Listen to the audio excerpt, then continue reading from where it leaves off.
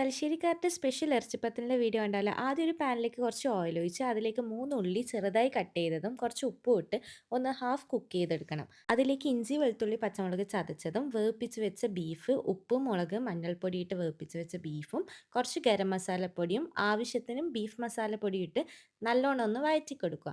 അതിനുശേഷം മല്ലി, പുതിന, കറിവേപ്പില കൂടി ചെറുതായിട്ട് കട്ട് ചെയ്തിട്ട് ഒന്ന് മിക്സ് ചെയ്ത് ഒരു 5 മിനിറ്റ് വെക്കണം. ഡോ ഉണ്ടാക്കാനായിട്ട് മൈദയിലേക്ക് കുറച്ച് ഉപ്പും വെള്ളവും ചേർത്ത് ചപ്പാത്തിയുടെ മാവ് പോലെ കുഴച്ചെടുത്തതിന് ശേഷം കുഞ്ഞു ബോൾസ് ആക്കി ഇതുപോലെ പരത്തിയെടുക്കണം. എന്നിട്ട് നമ്മൾ റെഡിയാക്കി വെച്ച മസാല ഈ പരത്തിയ മാവിലേക്ക് 2 സൈഡാക്കിയിട്ട് വെച്ച് കൊടുക്കണം.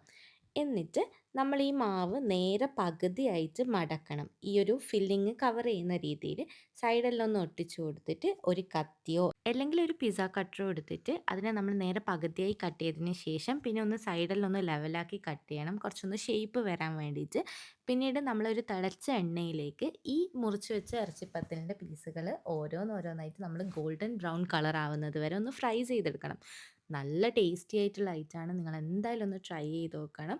നിങ്ങൾക്ക് ഇതുപോലത്തെ കൂടുതൽ നല്ല നല്ല റെസിപ്പീസ് വേണ്ടെങ്കിൽ ഒന്ന് സബ്സ്ക്രൈബ് ചെയ്ത് സപ്പോർട്ട് ചെയ്യണേ. ബായ്.